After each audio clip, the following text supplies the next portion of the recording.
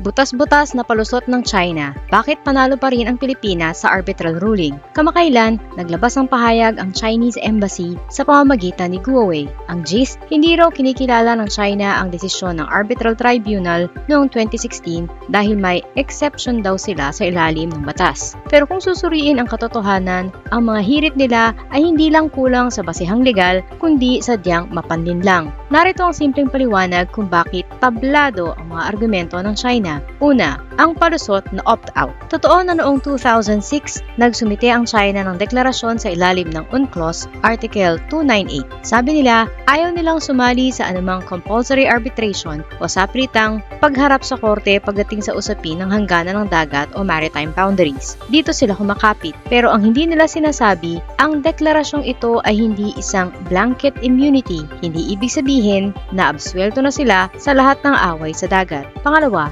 hindi boundary ang inireklamo ng Pilipinas. Bakit naging valid ang kaso ng Pilipinas kahit ayaw ng China? Simple lang, hindi humiling ang Pilipinas sa korte na gumuhit ng bagong hangganan. Sa halip, tinanong ng Pilipinas ang korte tungkol sa tatlong bagay. May basihan ba sa batas ang 9-dash line ng China? Spoiler, wala. Ang mga bahura ba at maliliit na bato ay matatawag na isla na may karapatan sa sariling dagat? Nakaabala ba o nakasira ba ang China sa kalikasan at karapatan ng Pilipinas sa sarili nating EEZ? Malinaw ang sinabi ng tribunal noong 2015. Hindi kami nagtatakda ng hangganan. Kaya naman, hindi pwedeng gamitin ng China ang kanilang opt-out clause dahil hindi naman boundary dispute ang dinala natin sa korte. Pangatlo, burado na ang historic rights. Dito masakit para sa China. Sinabi ng korte na ang anumang historic rights na ibinibida nila sa loob ng 9-dash line ay wala ng bisa. Noong nag-ratify ang China sa UNCLOS, tinanggap nila ang mga bagong patakaran. Hindi pwedeng gumawa ng sariling rules base sa kasaysayan na wala namang pruweba sa ilalim ng modernong batas ng dagat. Pang-apat, bakit binding o obligado ang China? Sabi ng China, dahil hindi sila sumali sa trial, hindi sila susunod. Mali, sa ilalim ng Article 296 ng UNCLOS, ang desisyon ng korte ay pinal at kailangang sundin. Ang hindi pagsali ng isang bansa ay hindi nagpapawalang bisa sa hatol. Nang pirmahan ng China ang UNCLOS, pumayag sila sa mga patakaran nito, kasama na ang posibilidad na mademanda sila. Hindi lang basta usaping legal ito, usapin din ito ng respeto. Ang bastos at mayabang na tono ng mga opisyal ng China sa loob mismo ng ating bansa ay hindi dapat palampasin. Tama lamang na tumindig ang DFA para sa ating dignidad. Sa madaling salita, ang batas ay para sa lahat. Hindi pwedeng gamitin ang UNCLOS kapag pabor sa iyo at talikuran ito kapag ikaw na ang nahuhuling lumalabag. Ang West Philippine Sea ay atin at ang batas internasyonal ay nasa panig natin. Ang salamin ng pagbabago, tinapon mo na ba sa basurahan ang iyong prinsipyo? Bago pumasok ang pangalang Duterte sa bawat usapan sa hapagkainan, sa bawat post sa social media at sa bawat kanto ng ating bansa, tandaan mo, sino ka ba dati?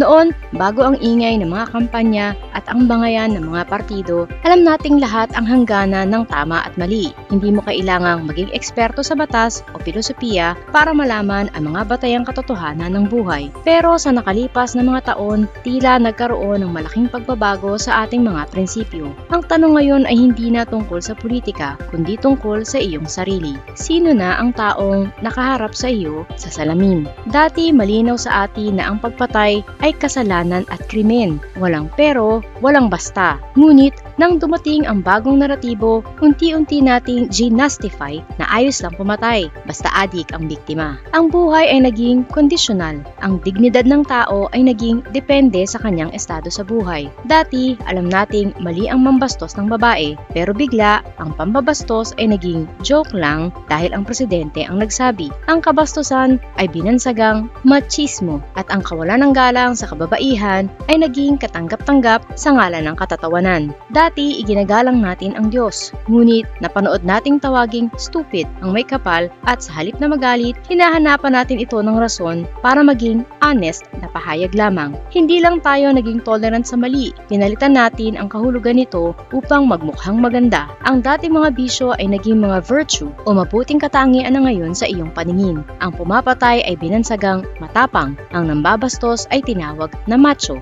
ang lumalabag sa batas ay sinabing madiskarte, ang ang kumakampi sa dayuhan laban sa sariling dagat ay itinuring na praktikal.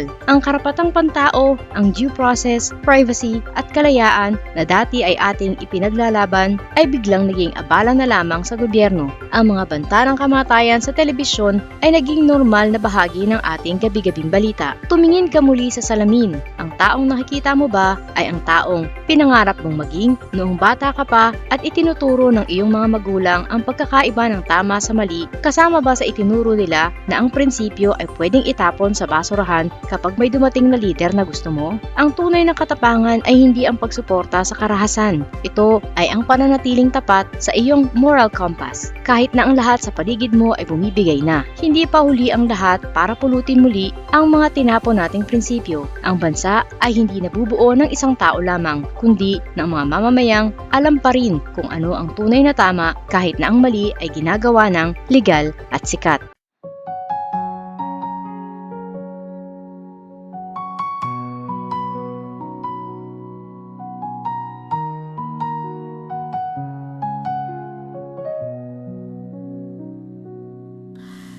Ilan oras sa trabaho, kapiraso ang sweldo.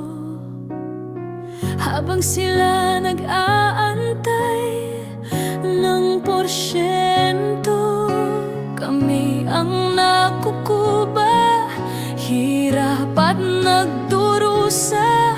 Iluluhon nyo lang pala aming mga pera. Galit at puot, hindi ito matatapos. Hindi kami titigil, boses man ay maubos. Kinamkamyo lahat ang aming pinaghirapan. Kayo ang salarin sa luha ng bayan. Galit at puot, hindi ito matatapos. Hindi kami titigil, boses man ay maubos. Kinamkamyo lahat ang aming pinaghirapan. Kayo ang salarin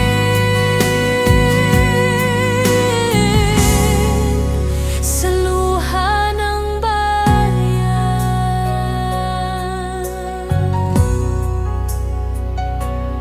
Sa kislap ng salapi nagbago ang mga anyo. Itim ang kulay na dumadaloy sa inyong dugo. Malansang katauhan, hindi nyo na matatakpan. Nakabarong na pala ngayon ang mga kawatan.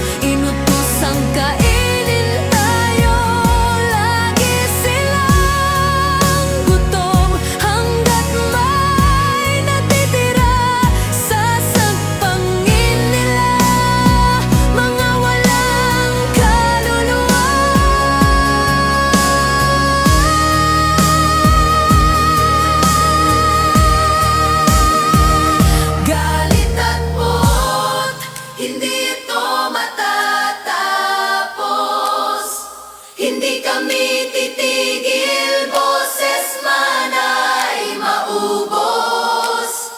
Kinamkam ninyo lahat ang aming pinaghirapan. Kayo ang salarin sa luha ng bayan. Galit at buhok, hindi ito matatapon. Hindi kami titigil, boses man ay maubos.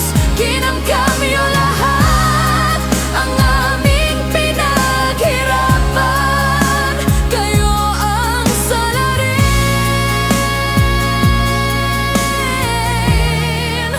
sa luha ng bayan.